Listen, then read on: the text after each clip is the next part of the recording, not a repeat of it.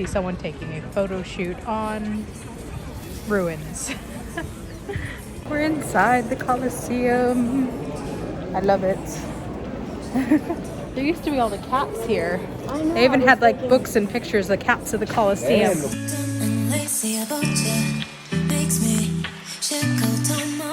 We decided to take the elevator down. But she was saying like the 4 stories down. yeah, what she's saying though is that the arches were all the entrances, they had little numbers over them so that people knew where to go based on their ticket. And she was saying that all of the grooves and everything that are in the rock are from the clamps that they had when they were putting on the actual face, which I think was marble. That's not the case anymore. They used it as a quarry to take marble from. So first thing you would have seen is the entry between, she said underground, to like the gladiator quarters, to the tunnel that we're in. Yeah, interesting. Kind of what we're looking at. So these are all underground tunnels.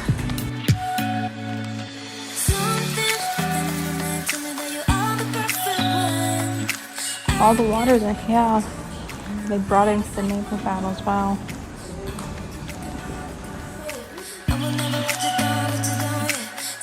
Over there, I do believe she said, was the entrance that the gladiators took to get up to the arena. That's kind of interesting. All down here would have been filled with slaves and props, is what she said. I know that somewhere they have the elevators that they used to hoist everything up.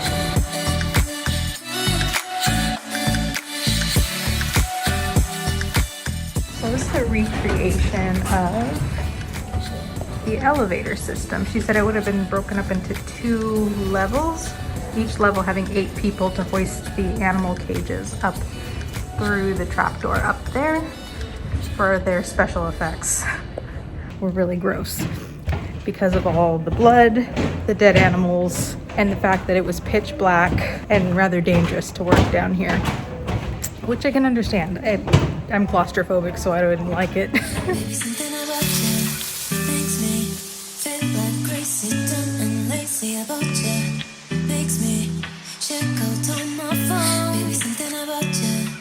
And we're on the Colosseum floor.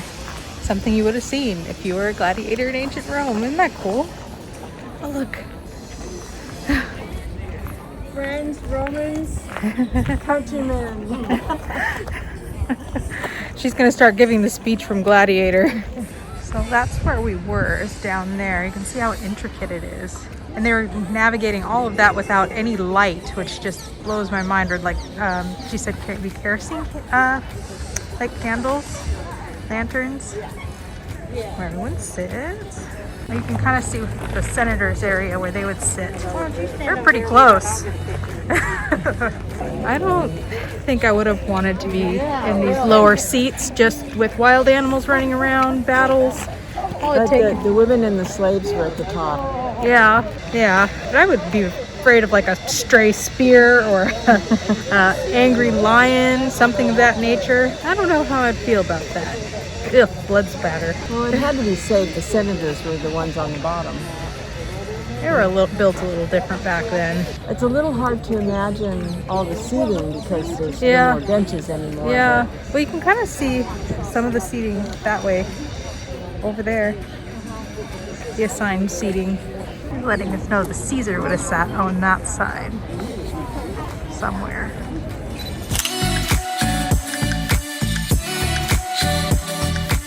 So that gate there, that was where they removed gladiators or people who had died.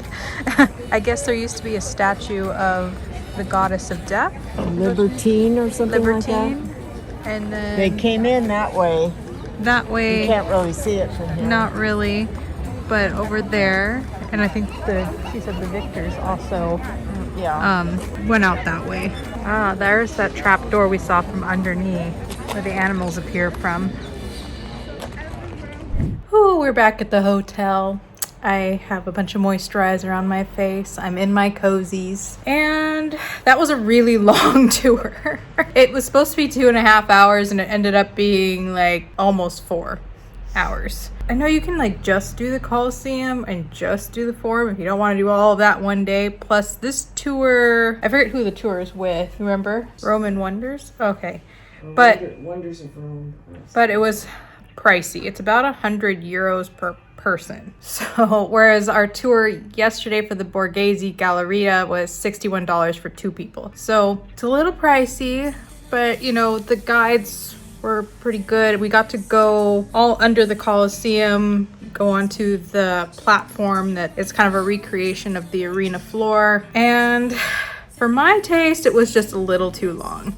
Like, my attention span only goes so far, quite frankly. And by the end of the tour, I was like, I'm getting hangry at this point. Like, we started at 11, so it wasn't quite lunchtime, and then ended at about 3:30, 3:45-ish. So I was getting hangry.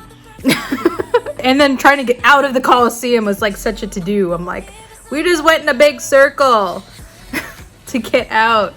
So anyway, other than that, I loved it. It was really cool. I loved going underneath the Coliseum to see what gladiators saw when they were about to go battle it out. Something we learned was that they didn't do the whole that thing to say whether or not to kill the gladiator after the fight. They did something like sideways, and she said it was to go for like the jugular. Like that. They didn't always kill the gladiators. They did not always kill the gladiators. We know, Mom.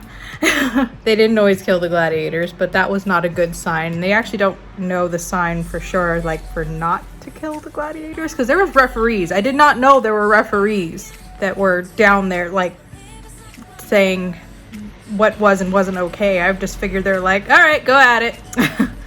Have fun-ish. Yeah, so they think it was something like that. Like, either this is the you're dead, and that one being you're not, and then pointing. So, who knows? But either way, it was very interesting.